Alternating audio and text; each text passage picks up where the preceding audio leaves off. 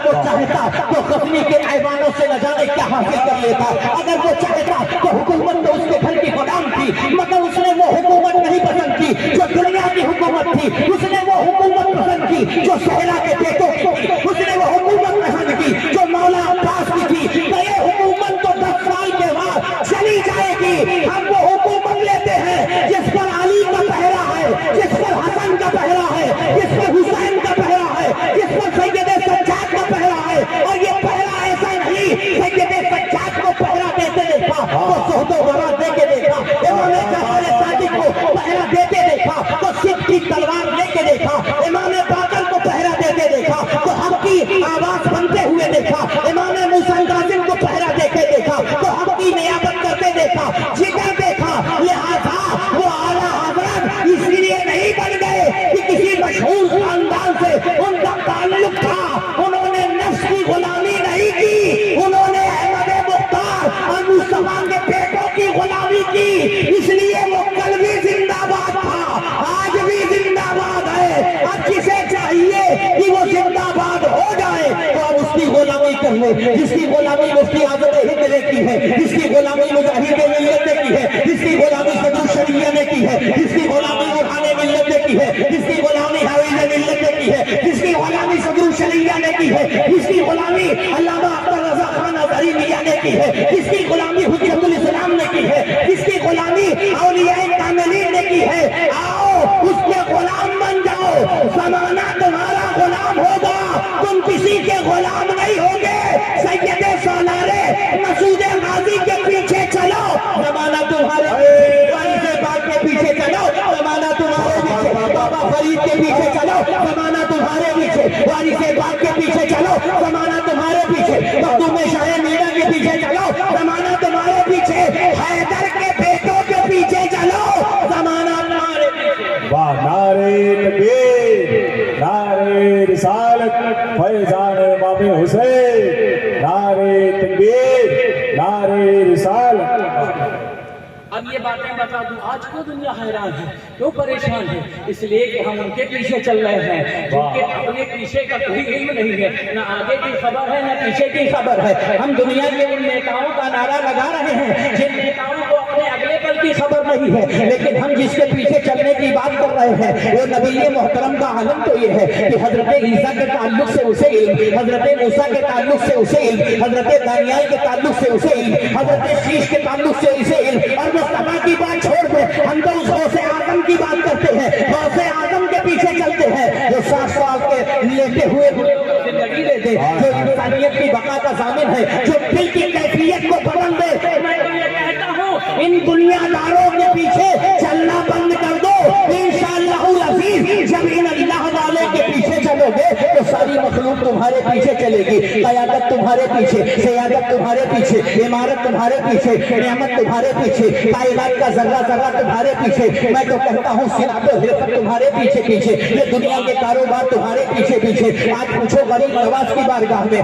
بڑا سے بڑا تاجر بھی غریب نواز کے پیچھے ہے، بڑا سے بڑا امیر بھی غریب نواز کے پیچھے ہے، بڑا سے بڑا بزنس مین بھی غریب نواز کے پیچھے ہے، بڑی سے بڑی ایکٹریس بھی جا کے ہاتھ پھیلائے ہوئے ہیں، بڑے سے بڑے نیتا بھی ہاتھ پھیلائے ہوئے ہیں۔ پی ایم کی چادر جا رہی ہے، سی ایم کی چادر جا رہی ہے۔ میں نے کہا چادر کیوں بھیجتے ہو، تم تو سی ایم ہو، تم تو پی ایم ہو، تو دل کے اندر سے آواز آئی نام کا سی ایم ہو، نام کا پی ایم ہو، حقیقت میں سی ایم تقسیم کرنے والا اور پی ایم کی ڈگری بانٹنے والا کوئی اور نہیں، ہندوستان میں اجمیر کی دھرتی پر سویا ہوا معین الدین ہے جو کل بھی تخت بانٹتا تھا، آج بھی تخت بانٹتا ہے۔ واہ واہ واہ، سبحان اللہ، سبحان اللہ۔ اسی چیز کو محسوس کرنے کی ضرورت ہے، تو سب سے پہلے نفس امارہ پہ بابا فرید کا واقعہ سننے حضرت آ گئے ہیں، ورنہ یہ ہوگا کہ مہمان کا خیال بھی نہیں ہے اور میں جو ہے پکاؤ مخالفت کی محبت شریک کیے ہوئے ہیں۔ بیٹے تھوڑا توجہ ادھر، ہر جگہ شریک کیے ہیں۔ بابا فرید شادی ایک مرتبہ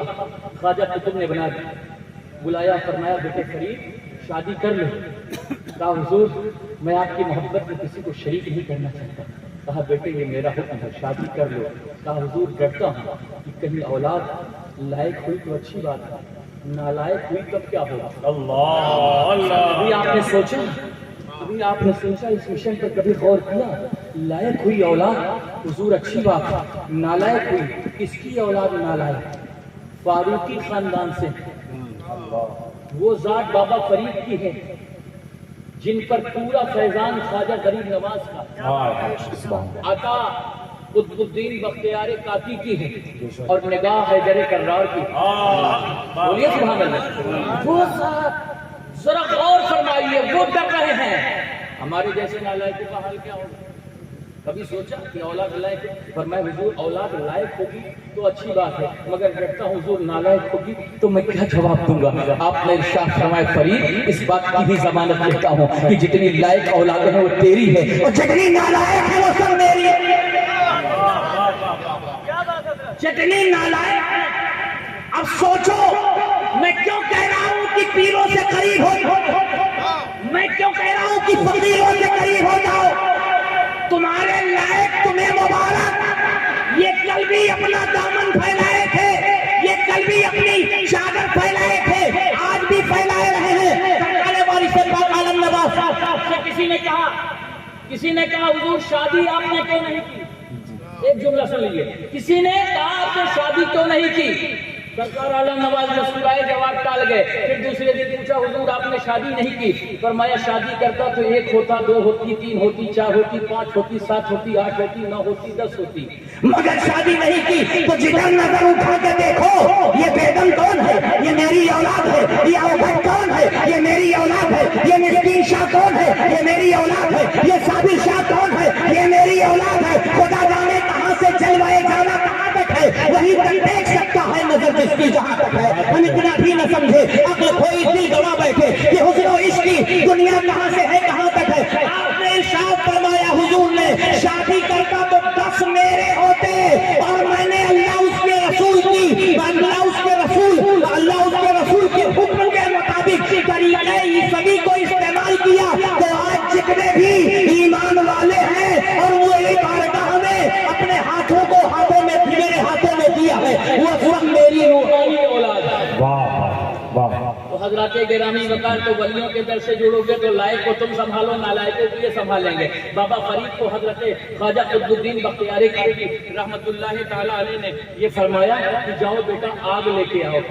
اب آگ تو ختم ہو چکی تھی، پانی گرم کرنا تھا۔ بابا فرید گئے اور ایک مکان کے دروازے پر پہنچے، کچھ آہٹ دیکھی تو ایک عورت تھی جو بڑی شریر تھی، بڑی شوخ اور چلبلی تھی۔ میں بہت زیادہ لیکچر عورتوں کے دینا نہیں چاہتا، بس 2 جملے کہنا چاہتا ہوں۔ تم اپنے باپ کی امانت بات میں ہو، تم اپنے بھائی کی امانت بات میں ہو، تم اپنے بیٹے کی تم اپنے بیٹے کی ماں بات میں ہو، مگر جان لو حسین کی امی کی امانت پہلے ہو، سیدہ زینب کی امانت پہلے ہو۔ تمہارے اوپر تمہارا حق نہیں، تمہارے اوپر تمہاری ماں فاطمہ زہرا کا حق ہے، تمہارے اوپر تمہاری ماں سیدہ عائشہ کا حق ہے۔ کسی کے سامنے پیش ہونا نہ ہونا وہ الگ بات ہے، مگر یاد رکھو دنیا میں جرم کے راستے اور گندگی اور گناہوں کے راستے پر چلو گی تو پہلا سامنا ہمارا مصطفیٰ سے ہوگا اور دوسرا سامنا تمہارا سیدہ فاطمہ زہرا سے ہوگا۔ یہ سمجھ لو کہ تمہیں کسی کو فیس کرنا ہے اور کیا کرنا ہے، بس وہاں تک نہیں جاؤں گا۔ بابا فرید گنج شکر رحمت اللہ تعالیٰ آدھی رات کے وقت اٹھے، اور آدھی رات کے وقت اٹھنے کے بعد پیر و مرشد کے حکم کے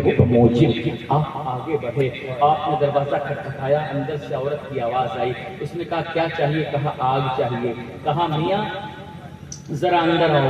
آپ ڈر گئے، درس گئے۔ آج سنسان ماحول میں کوئی خوبصورت لڑکی مل جائے تو انسان کا نظریہ بدل جاتا ہے، مگر بابا فرید تنہائی میں اپنے رب کو یاد کر کے خوفزدہ ہو گئے، ان کا پورا وجود لرزنے لگا۔ اے میرے رب، اس امتحان میں مجھے کامیابی عطا فرما، میری نظروں کی حفاظت فرما، میرے قلب کی حفاظت فرما، میرے پوری باڈی، میرے پورے بدن کی حفاظت فرما، میرے رب کی حفاظت فرما۔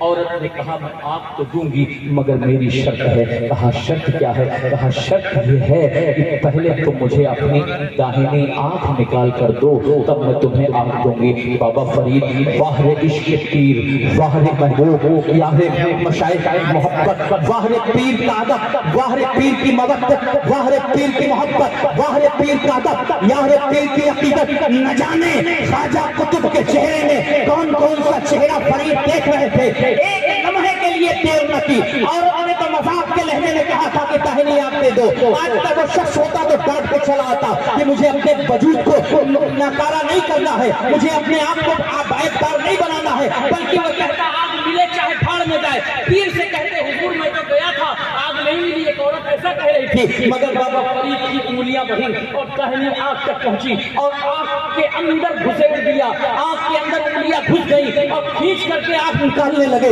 इतने में औरत आई, उसने कहा बाबा माफ कीजिएगा, मैंने मजाक कहा था, ऐसा करिए कि आप आग ले जाइए। लेकिन इतनी देर में बाबा फरीद की आंख जख्मी हो चुकी थी। अल्लाह अकबर कबीरा, आंखों से खून निकल रहा था। बाबा फरीद ने उस पर पट्टी बांधी, आग लिया, सर झुकाए हुए पीरो मुर्शिद की बारगाह में गए। ख्वाजा मकबुद्दीन बख्तियार काकी ने कहा मेरे फरीद आग लेकर के आए? कहा हाँ मेरे आका, मैं आग लेकर के आया। कहा फरीद तेरे चेहरे पे पट्टी कैसी है, तेरी आंखें छुपी कैसे हैं? कहा हुजूर बस आंख आ गई थी, ये भी नहीं इजहार किया। ये है अहले इश्क, ये है अहले मोहब्बत, ये है अहले मोहब्बत। ये भी इजहार नहीं किया कि क्या हुआ था।